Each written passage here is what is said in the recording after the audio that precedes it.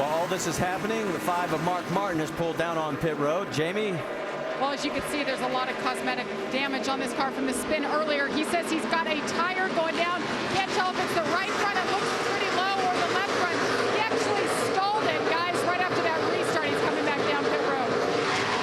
Yeah, that car has seen its better day today. It's barely hanging on. There you can see the teammates Matt Kenseth and the 99 of Carl Edwards. And here comes Eric Almirola. He gets underneath Carl.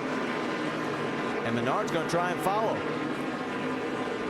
You see Carl's really struggling up on that high side. I think he'll be too happy with Eric Almirola. Carl thought he could just slide down in and get that spot.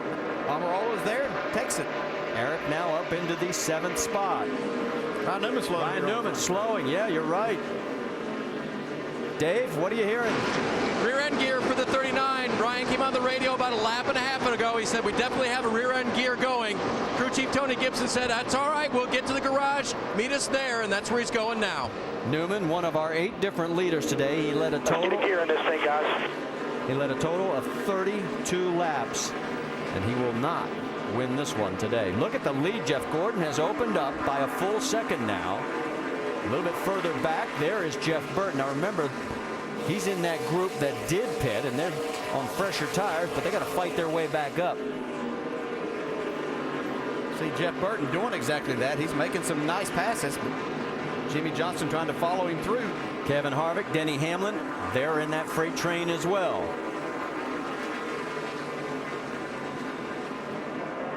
Jimmy gets underneath the 83 of Casey Kane, clears him.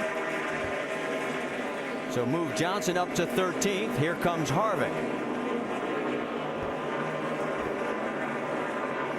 They talked about and reported Casey Kane's car being tight, that 83 car. You get yourself up on that high side and can't get back to the throttle, you'll get freight trained here. Burton taking a peek underneath the 47. Marcus Ambrose started on the outside of the front row. It's been an eventful day for him. Right now, he's 12th. Cut a left rear tire down early and went way to the back, and he's been trying to fight his way back up. Using a little strategy here. He doesn't have quite as fresh a tires as the leaders that are passing him.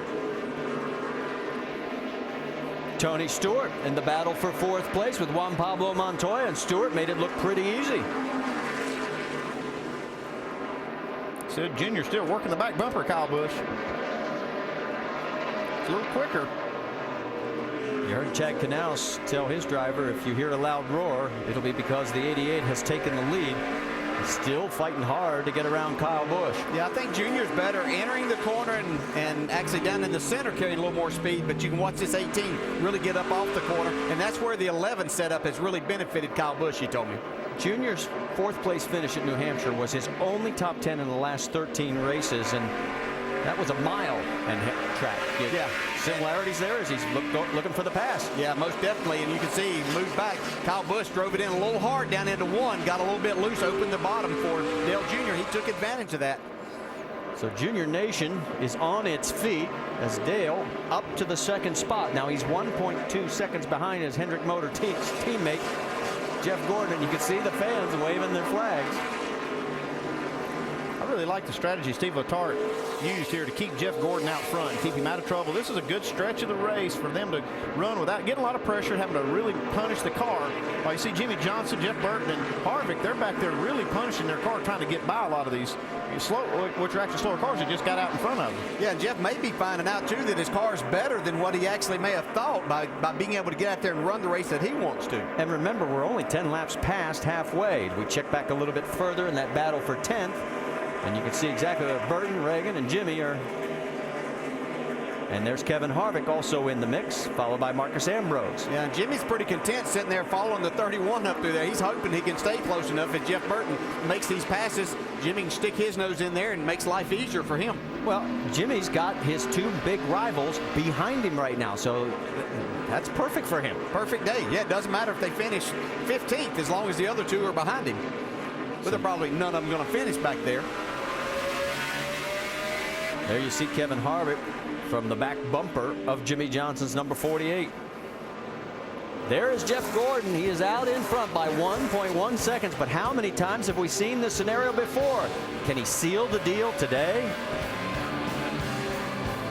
The Tums Fast Release 500 here at Martinsville. Make sure to go to NASCAR.com for all your latest NASCAR information.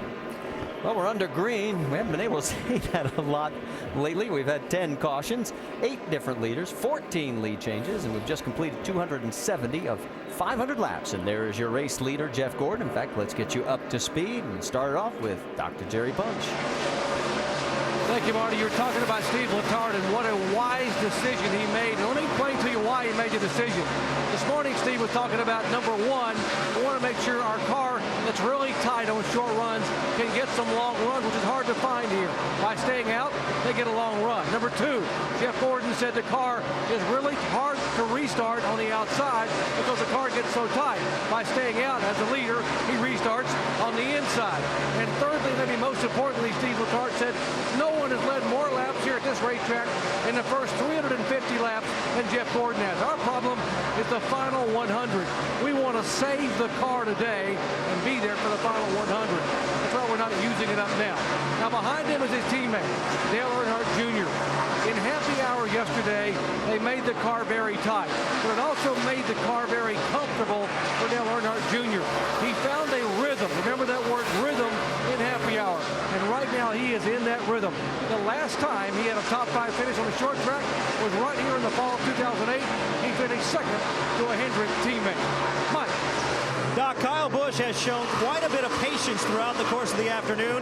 He rolled off 26 and has made his way to the front using a little bit of pit strategy. Well, that's why he's in the top 3 right now. The last time this team stopped was lap 172, so they're inching closer to making a stop.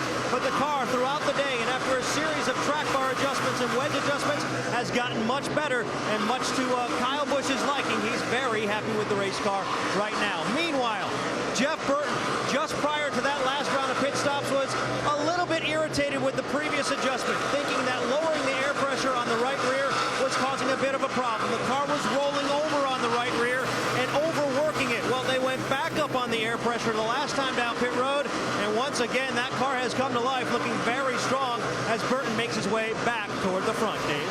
Mike, Tony Stewart stayed out the last couple of runs as well.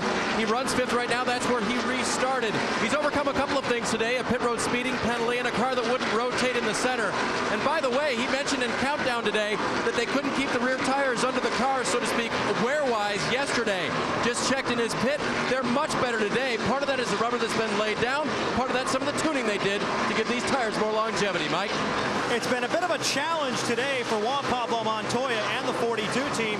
They rolled off inside the top 5, but experienced a bit of a chatter and had a little difficulty getting into the corner. Subsequently, they faded a little bit. Well, they've stayed on this race car. They've made some adjustments, and once again, it's back to Juan Pablo's liking. Again, he's another one of those teams that used a little bit of pit strategy to give him some track position. Last time he stopped was lap 210. Doc?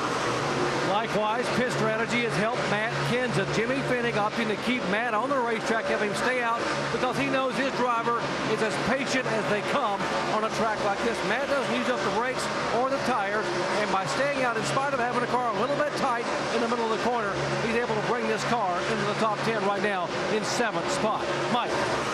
Talking with the crew chief of the 9 car this morning, asking him what his expectations were, Kenny Francis told me, I really don't know. His experience, well, it had been somewhat up and down here with the 9 car with Casey Kane behind the wheel. Add to the fact that he's got a new driver this week in Eric Almirola. There was a lot of uncertainty coming into this race, but it seems as though they've risen to the occasion.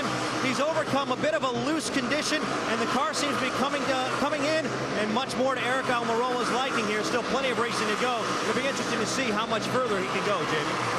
And behind him is Carl Edwards. Now, they unloaded this car on Friday. The balance was good, but the speed wasn't there.